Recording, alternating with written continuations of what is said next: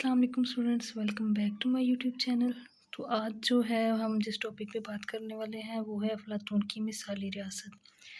M A part 1 political science میں یہ سوال جو ہے وہ بہت دفعہ ریپیٹ ہو چکا ہے پیپرز میں، اور یہ بہت امپورٹنٹ ٹاپک ہے۔ سو ہم آج اس کے اور ڈسکس کریں گے۔ تو یہ سوال جو ہے وہ افلاطون کی مثالی ریاست وہ آپ کو جو ہے وہ کس طرح سے پوچھ سکتا ہے، وہ ہم پہلے پڑھ لیتے ہیں کہ وہ افلاطون کی مثالی ریاست کے حد و حال بیان کرے اور اس کا تنقیدی جائزہ لیجیے، یا پھر وہ پوچھے گا افلاطون نے مثالی ریاست کا جو تصور پیش کیا اس کو تفصیل سے قلم بند کیجیے، یا اس کے بارے میں تنقیدی جائزہ لیجیے۔ افلاطون نے مثالی ریاست کا تصور کن وجوہات پر ترک کیا، اس کی وضاحت کریں، یا افلاطون کی ریپبلک کے تصور کی وضاحت کریں۔ تو اگر ان میں سے کوئی بھی کوسچن آتا ہے تو اس کا جو ہے وہ اس کا مطلب یہی ہے کہ وہ آپ سے پوچھنا چاہ رہا ہے کہ افلاطون کی مثالی ریاست کے حد و حال کیا تھے۔ جی، تو افلاطون کی ایک بہت مشہور کتاب ہے الجمہوریت۔ تو اس میں افلاطون نے اپنی مثالی ریاست کا خاکہ پیش کیا تھا جو کہ حالات کے تقاضوں پر پوری اترتی تھی۔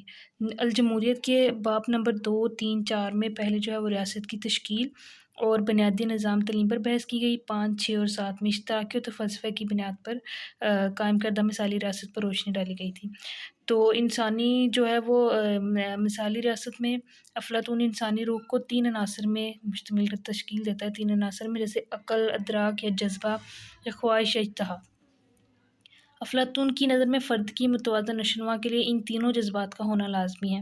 اب ان تینوں کی جذبات کی اقسام کے طبقات میں وہ اس طرح سے تقسیم کرتا ہے کہ یعنی ایک ریاست کو 3 اقسام کے طبقات میں تقسیم کر دیتا ہے ان جذبات کے کو مد نظر رکھتے ہوئے۔ پہلی ہے فلسفی حکمران، فوجی طبقہ اور پیشہ ور مزدور۔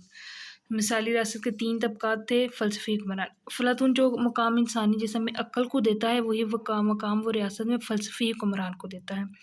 اور فوجی طبقے میں ہم یہ پڑھیں گے کہ افلاطون کی مثالی ریاست میں دوسرا طبقہ فوجیوں پر مشتمل تھا، اور اس طبقے کا کام ریاست کی حفاظت ہے۔ ریاست میں وہی طبقہ فوجی طبقہ وہی کام سر انجام دیتا ہے جو انسانی جسم میں جذبہ کام سر انجام دیتا ہے۔ پیشہ ور مزدور میں جی یہ تیسرا مثالی ریاست کا تیسرا طبقہ ہے، اور یہ طبقہ انسانی جسم کے عناصر اشتہا یعنی بھوک سے مماثلت رکھتا ہے، اور یہ جو ہے وہ بہت لازم و ملزم ہے۔ یہ طبقہ بھی ریاست کے وجود کے لیے بہت ضروری ہے کیونکہ اس کے کارکنوں اور کاشتکار ریاست کے تمام شہروں کے لیے ضروریات زندگی مہیا کرتے ہیں۔ اب اس میں اگلا ٹاپک اگلی چیز جو ہم اس میں پڑھیں گے وہ ہے جی مثالی ریاست میں حکومت کی تقسیم۔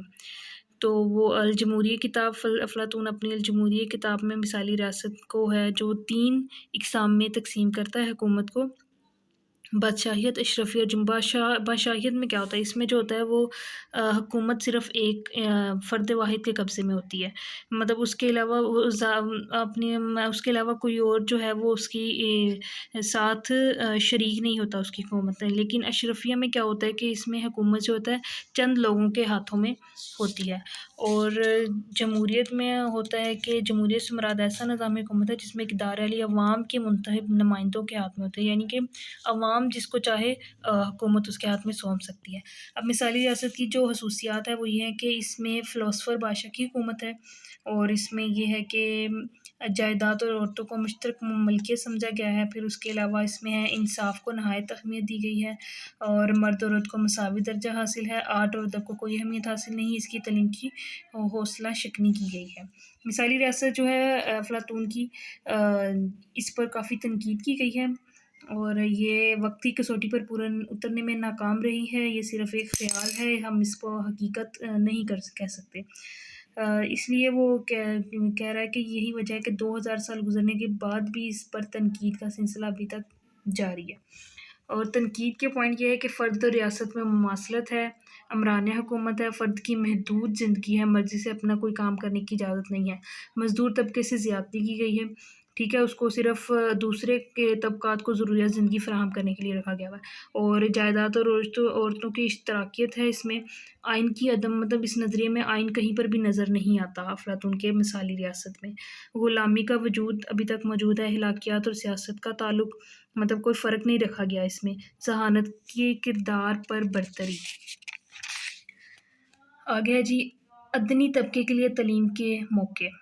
حقوق کم فرائض زیادہ، مطلب اس میں شہریوں کے حقوق کم ہیں اور ان کے فرائض زیادہ ہے۔ قانون کی عدم موجودگی، مطلب اس میں کوئی کوئی قانون نہیں ہے، حکمران کی طرف سے پابند نہیں کیا گیا، نہ ہی حکمران اس چیز کا پابند ہے کہ اس پر کوئی قانون لاگو کیا گیا ہو۔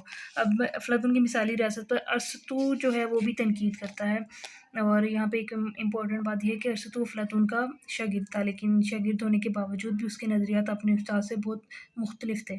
تو وہ تنقید کچھ اس طرح سے کرتا ہے کہ مثالی ریاست میں ایک بے انصاف معاشرہ قائم ہے، جس میں تمام حقوق صرف فلسفی حکمران کے طبقے کو حاصل ہے۔ مثالی ریاست کا تصور انسانی روایت اور اقدار کی نفی کرتا ہے، اور فرد اور خاندان کے لیے جائیداد ایک ضرورت ہے، یہ اچھی زندگی کے لیے لازم ہے، لیکن وہ جو ہے جائیداد رکھنے کی اجازت نہیں دیتا افلاطون اپنی مثالی ریاست میں۔